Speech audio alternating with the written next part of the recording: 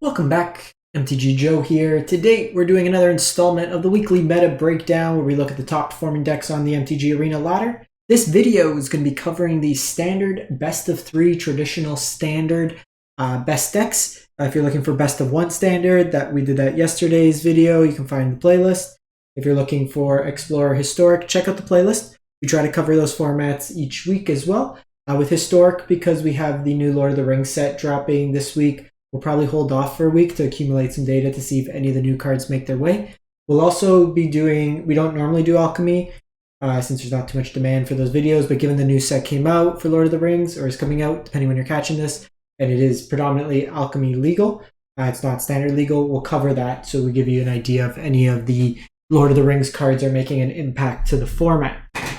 So as always, we get the data that you see on the screen from UntapGG. It's a companion tool that runs alongside Arena's client, tracks your win rates, aggregates a whole bunch of data with yours as well as other users, gives us a lot of useful stats that we can take a look to see what's trending. So we're going to be looking at this as well as some recent MTG Online, MTGO data, in which we'll look at the standard challenge to see there's sometimes some deviations in terms of the results there. I did want to start off by saying thank you. We hit 9,000 subs on the channel. Greatly appreciated. We did have kind of the stretch goal of 10,000 by the end of June.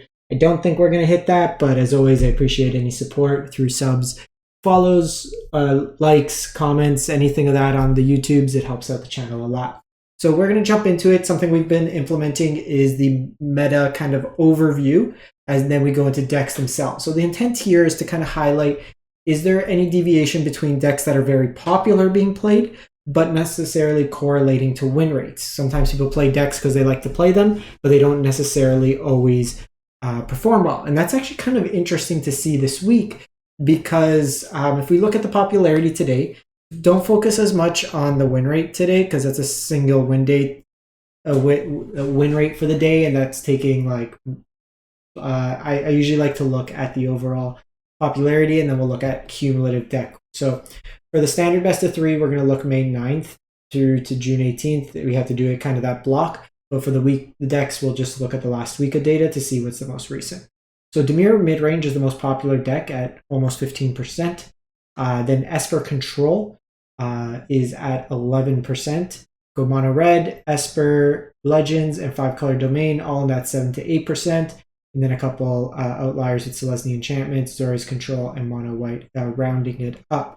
We look at like popularity increase, we can see the Dimir deck went from 5%, kind of an unknown in the last little bit, to the most prominent deck. So Dimir is like the new hotness in the format right now. So we're going to look at the actual stats to see what are the win rates. So we're looking June 11th through the 18th, Diamond to Mythic rank. We're about midway through the month, so we are able to take a good number of folks have made Mythic, myself included. This is 16,000 matches of best of 3 that were played, and we're going to jump into it. The top performing deck is Esper Legends at 63% win rate. So Esper Legends was the 4th most played deck, but this does have the highest win rate of the last week in this kind of portion. With Esper Legends, you'll usually see the match count kind of deviate because there's a lot of different configurations in terms of what you play in the slots. And we'll see some deviations between this list and some of the changes that they're doing on MTGO as well later on in the video. But the core of this deck is a Legends deck, playing a bunch of legendary creatures with the access to Plaza Heroes to fix your mana. You're also playing the channel lines, which get cost reduction per Legends. So you'll notice this deck's playing 27 lands, but because these lands are basically early, they help you hit your land drops, but late game, they're all useful spells. The Esper Legend decks are built around the engine of Rafine, Scheming Seer. Helps you kind of get rid of your excess cards that you don't need. If you draw multiple Legends, you can kind of channel, throw them away. You have the draw package of Toulouse Clever Conductor as well. So if you were to connive or discard a card, it gets kind of tucked away under Toulouse. When Toulouse dies, you put all those cards in your hand. So it plays nicely so you don't actually get rid of the cards. You can use also Rona, Herald of Invasion, to get that same ability to put the cards under. Herald can also let you draw an untapped tap with casting legendaries. The discarding effect plays nicely with the Raven Man because you could get a bird, so you kind of get that value there. In terms of discarding cards, you have 4 copies of Dennick, so you can cast the backside of Dennick from your graveyard to get some value. The drawing cards obviously plays really well with Sheoldred since you gain a lot of life. You could draw like 3-4 cards. You're gaining, 6-8 life. AO finds you all your cheap stuff. Urtai as some counter removal. Gix as card draw, and then you go for the throats, and then obviously the really powerful draws are Skrelv on 1, Thalia on 2 for like protection, tax, and then you follow it up with Rafine. The sideboards, you have Cut Down for early aggressive decks, think your mono red, stuff like that. Surge of Salvation for the red-black removal, Disdainful Stroke negates for the big mana decks, Artifact and Enchantment Hate with Lorn of the Third Path, and then Temporary Lockdown for the more aggressively slanted decks. From there, we go to 5-color Domain, or the kind of the ramp decks. So I think this was the 5th place, so 5-color Domain. So this is predominantly a green-white ramp deck with 63% win rate. You're playing the other colors for your big hits, Attracts the Grand Unifier, as well as Atali Primal Conquer. Your other Domain colors give you multiple tokens with Herd Migration. You can also discard it, gain life, and search for basics. When you have full Domain, your Leyline Bindings are 1 mana answer to the board. Basically, you're playing ramp early in both Topiary Stomper and Invasion of Zendikar. You have Celestis as well as a 5th 3-drop. You have Removal and Ossification, the Leyline Bindings as mentioned, and Sunfall is a sweeper. Archangel of Wrath is also a powerful removal spell since you could ping multiple things, gains you life, and against some decks it's just like a big wall that's hard to deal with. The sideboard, you have Lithomantic Barrage for like the white or blue based decks, Disdainful Stroke for the big kind of the mirrors, big mana, the Stone Brain as like in the mirror you can name it Atraxa, stuff like that.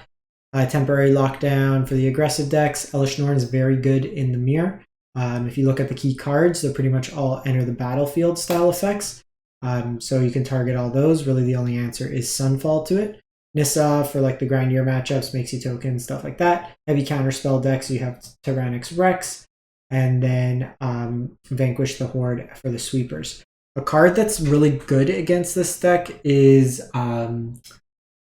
the 3-mana artifact rare that you could pay 2 mana and you mill your opponent 3 cards and puts a land into play. And then for like this back half is you can search your library for Praetors, but nobody plays that side. But in the mirror, you just kind of keep milling your opponent out. These games usually go long and they see a lot of cards, but then you kind of ramp off your opponent's deck. You can mill their key cards, stuff like that. That was really impressive last week when I was casting the Pizza Box Open.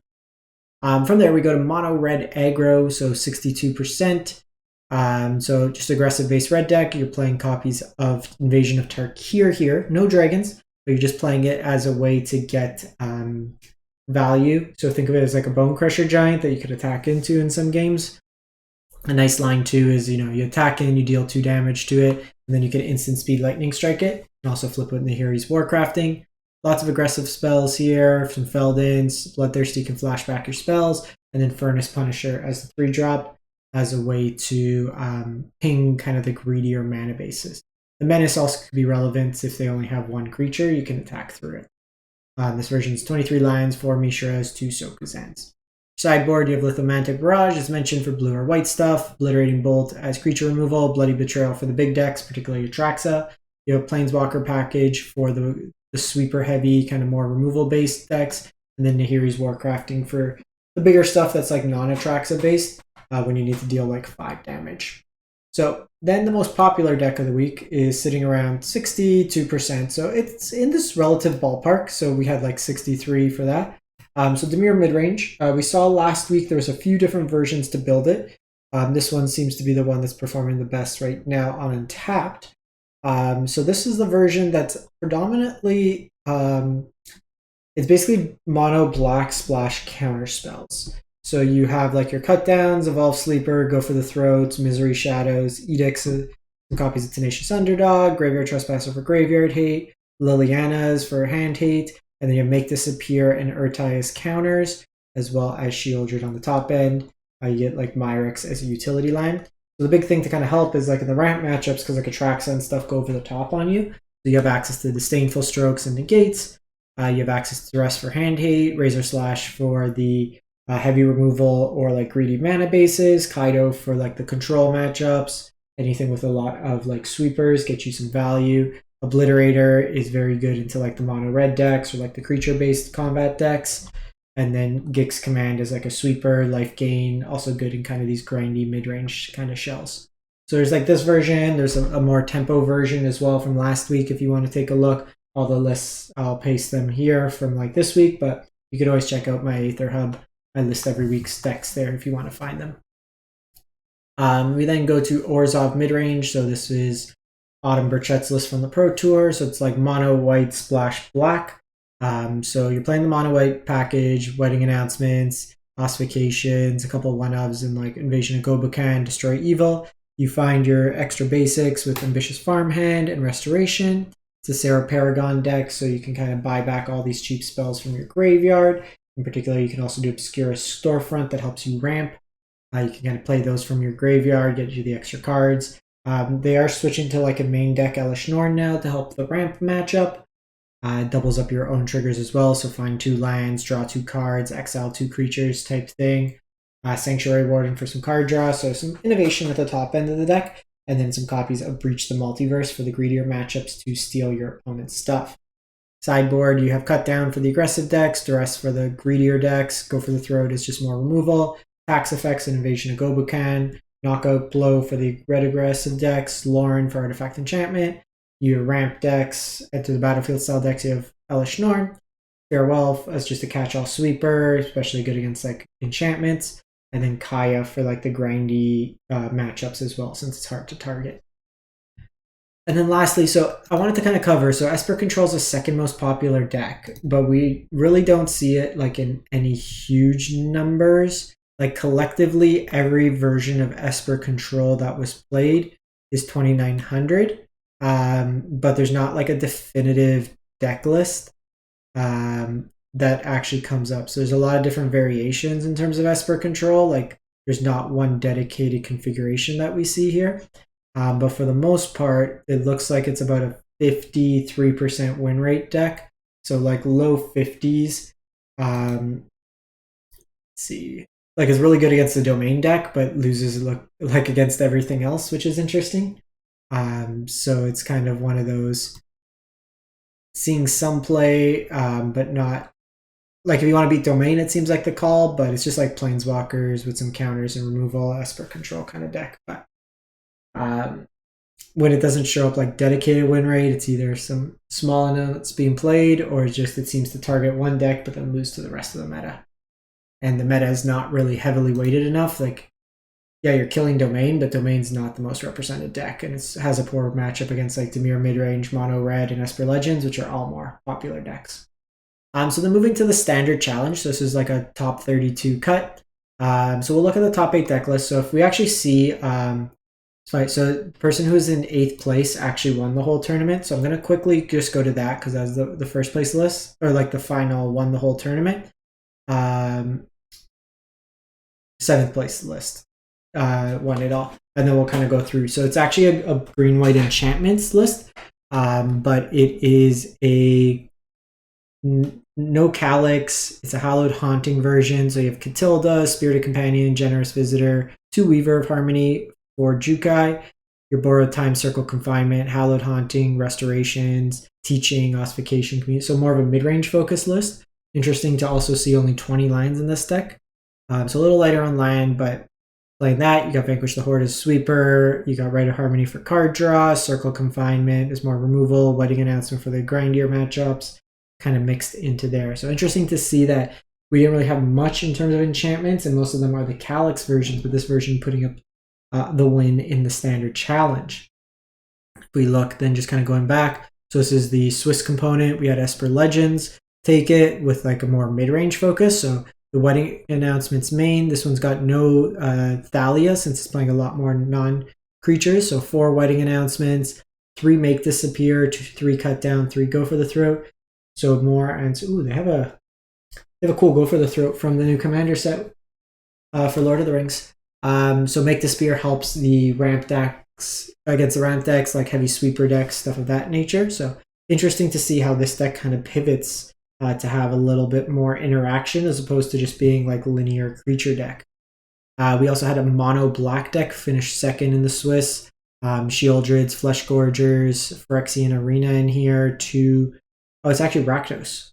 Oh, so you got Brotherhood's End, you got Vraska's Betrayal, Bloodtithe Harvester kind of mixed into here. So Rakdos still kind of putting up some results. You got some Obnixis on the side, Burn Down, Lithomantic, Breach for the grindier matchups, Phyrexian Arena.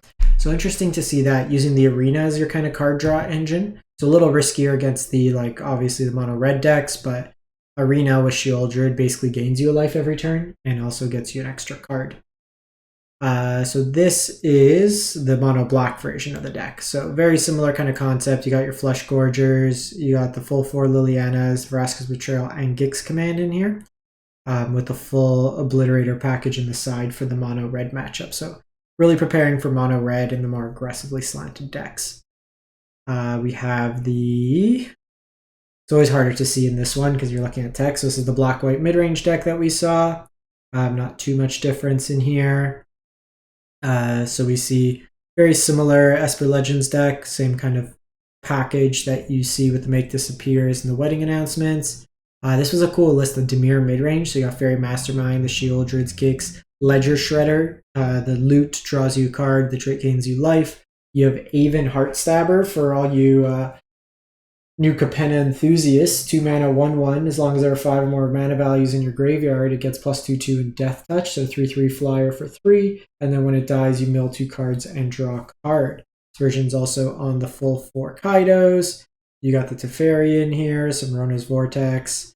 So a really interesting build of the deck. There was the winning list. You got, this one's like a scam deck.